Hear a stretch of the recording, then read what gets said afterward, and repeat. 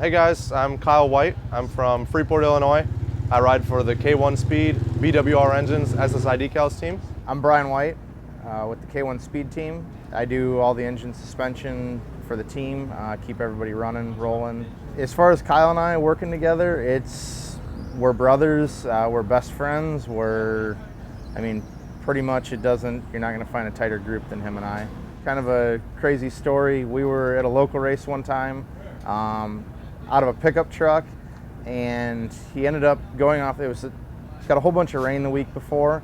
The side of the track was gnarly. They put it together, got it raced off, and he happened to go off the side of the track and went in a water hole that him and his bike were completely submerged in.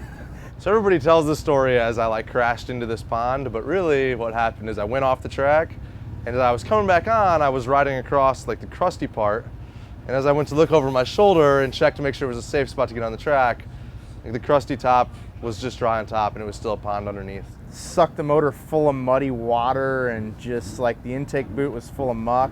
So with my pen light on the tailgate of the truck, I pulled apart his whole motor, cleaned everything out. It was dark, just a pen light hanging out of my mouth. Cleaned everything, put it back together. He was waiting up on the line. I was a little worried actually. I was up on the line prepping my gate, and last I saw my motor was still apart on the tailgate of a truck with a pen light in the dark. Literally waiting for his bike, and rolled it up there, barely made it. And he got it up there, and I trusted it and went and had one of my best races of the year, I think. Before we ran your guys' clutch, I had some gnarly calluses on my fingers.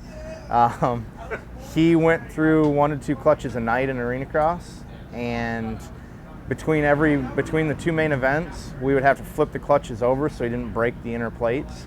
So basically I got good at changing clutches when they were super hot, and it was a nightmare. And then we got hooked up with you guys and tried the torque drive, and life has been super easy. Literally, you forget that there's even a clutch in there. So my first Supercross with it, Seattle, I've never been a real good hole shotter, and I've got a picture from Seattle. My first hole shot with the torque drive, first time riding it, and I came into the first turn in the 250 class in I think 2nd or 3rd place in my heat race, which as a 190-pound kid on a 250F, I was like, wow, this clutch really hooks up, and I was stoked about it.